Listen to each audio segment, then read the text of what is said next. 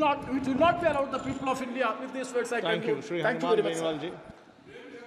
सभापति महोदय, सबसे पहले तो मैं आपको धन्यवाद दूंगा कि राष्ट्रपति महोदय के अभिभाषण पर आपने मुझे बोलने का अवसर दिया। पक्ष विपक्ष के बहुत से विद्वान सदस्यों ने अपनी बात रखी और हमारे लिए सबसे खुशी की बात यह है कि आज से लोकसभा सुचारू रूप से चालू हो गई।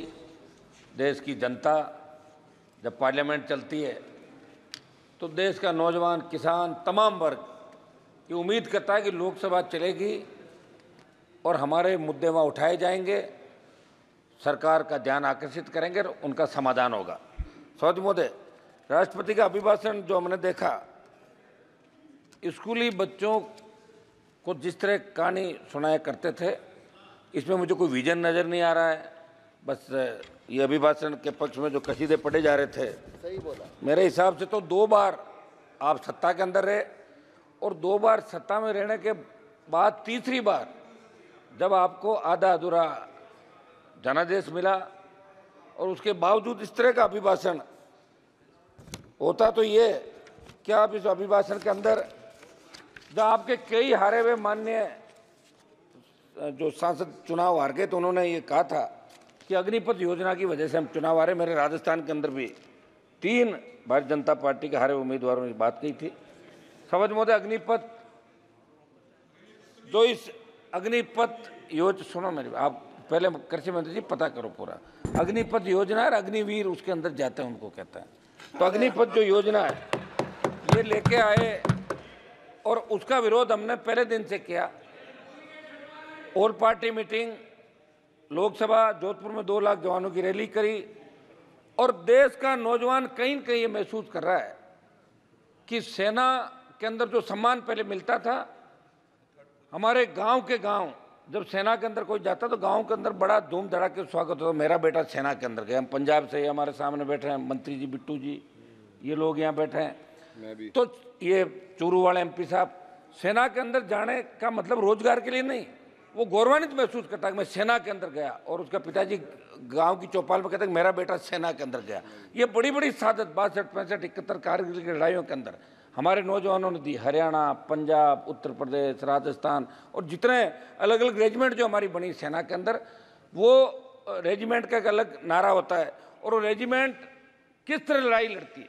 लेकिन इस अग्निवीर जो योजना, अग्निपथ योजना के अंदर अग्निवीर जो भर्ती किए और जिस तरह अग्निवीर को शहीद का दर्जा नहीं दिया जाता, अग्निवीर अगर लड़ते हुए शहीद हो जाता तो उसको शहीद सरकार नहीं मानती।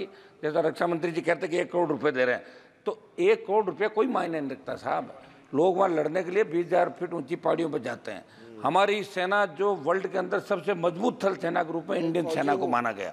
तो मेरी ये मांग रहेगी कि इस अग्निपथ जो योजना अग्निवीर है, इसको खत्म करके पूर्व की भांति सेना भर्ती रैलियाँ इस देश के अंदर कराई जाए, जिससे सेना का सम्मान लौटे और किसान के बेटे सेना के अंदर जाना चाहे।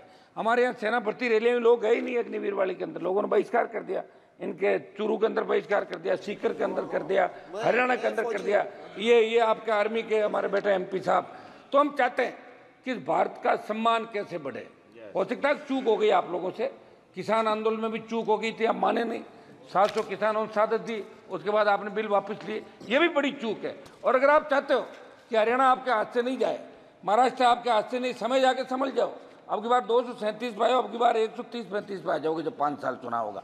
धीरे धीरे घट रहे हो। 400 पार का नारा दिया था, नहीं पहुंच पाए।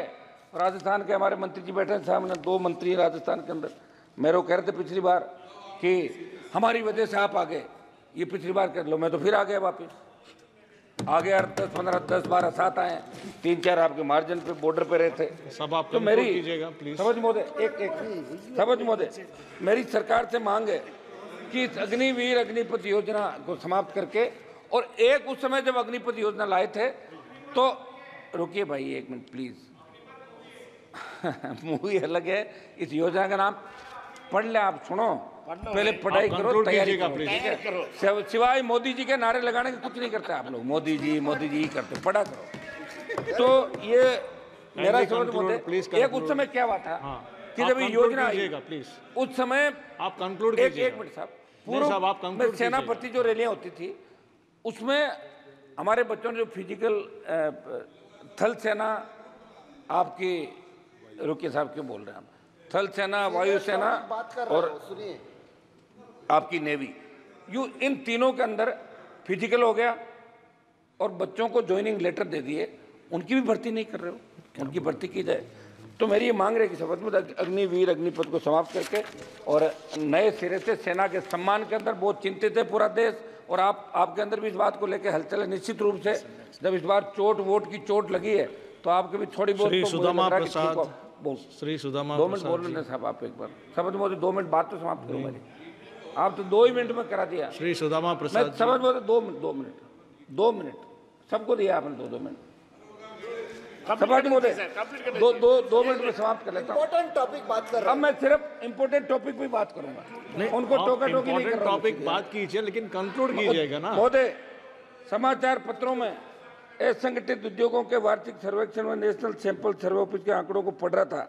विगत 7 सालों में 18 लाख उद्योग बंद हो गए, 54 लाख लोगों को नौकरी खोनी पड़ी। नोटबंदी, जीएसटी तक कोरोना महामारी इसका कारण, प्रमुख कारण है, लेकिन अभी बात में इस बात का कोई जिक्र नहीं। समझ महोदय, युवा आत्महत्या कर रहा है और नशे की बढ़ती प्रवृत्ति देश के लिए चिंता का विषय। सिंथेटिक नशा पंजाब, हरियाणा, राजस्थान, एमडीएमए, एलएसडी, इस पे कैसे रोकथाम हो, ये हम सब के लिए चिंता का विषय, सबको इस पे विचार करना चाहिए। नीट की बात चली, हम भी चाहते हैं कि नीट के अंदर एक दिन की चर्चा होनी चाहिए, ये हमारी सबकी मांग है। और हमारी मांग तो ये भी है कि मंत्री जी, माननीय सभापति महोदय, आपका आभार कि आपने मुझे बोलने का मौका दिया। मैं अपने पार्टी महासचिव कॉमरेड दीपांकर भट्टाचार्य और भोजपुर की महान जनता का भी